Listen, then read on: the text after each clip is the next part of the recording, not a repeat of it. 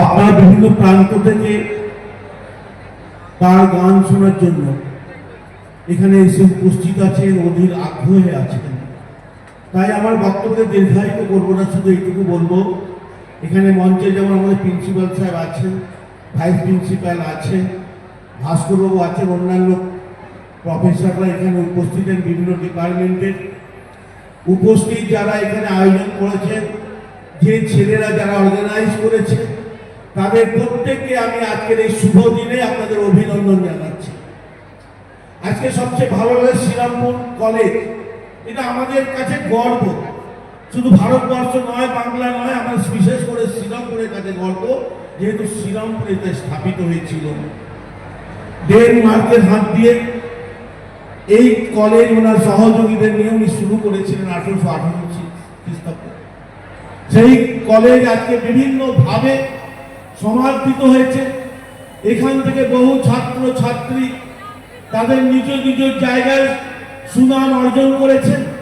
তাদের সুনামের সঙ্গে শ্রীরামপুরের সুনাম উজ্জ্বলিত হয়েছে, এই শ্রীরামপুর কলেজের নাম উজ্জ্বলিত হয়েছে। তাই শ্রীরামপুর যারা টিচিং স্টাফ আছেন, শিক্ষা কর্মী আছেন, তারা যেভাবে অক্লান্ত পরিশ্রম করে শ্রীরামপুর কলেজকে একটা ভালো জায়গায় সেই গতিটাকে ধরে রাখার চেষ্টা করছেন, তাদের প্রত্যেককে আমি অভিনন্দন জানাচ্ছি। আজকে যে অনুষ্ঠান, সঙ্গীত অনুষ্ঠান, যে গায়ক গাইবেন, একটা নতুন উদ্ভব শুরু হয়েছে আমাদের টেলিভিশনের মধ্যে দিয়ে।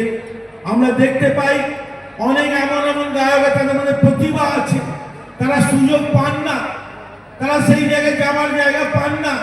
কিন্তু আছে টেলিভিশন, বিভিন্ন চ্যানেল, বিভিন্ন সংস্থা তাদের সেই প্রতিভাকে উজ্জ্বলিত করার জন্য চেষ্টা করেছে, তাই তাদেরকে আমি ধন্যবাদ জানাচ্ছি।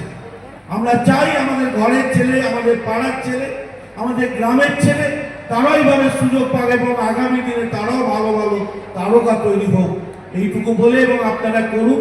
এবং প্রিন্সিপাল যে বলছিলেন, আপনারা এসেছিলেন আমার পৌরসভা, আমরা নিশ্চয়ই তাদের প্রস্তাবটাকে সহানুভূতির সঙ্গে বিবেচনা করছি। আমরা নিশ্চয়ই তার মধ্যে কিছু কিছু মাপযোগ যা কাজ শুরু হয়েছে, নিশ্চয়ই আমরা সেই কাজগুলো করব, এটা আমরা কথা দিচ্ছি।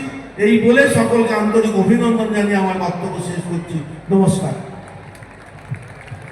অনেক ধন্যবাদ আমাদের মাননীয় পৌর প্রধান মহাশয়কে।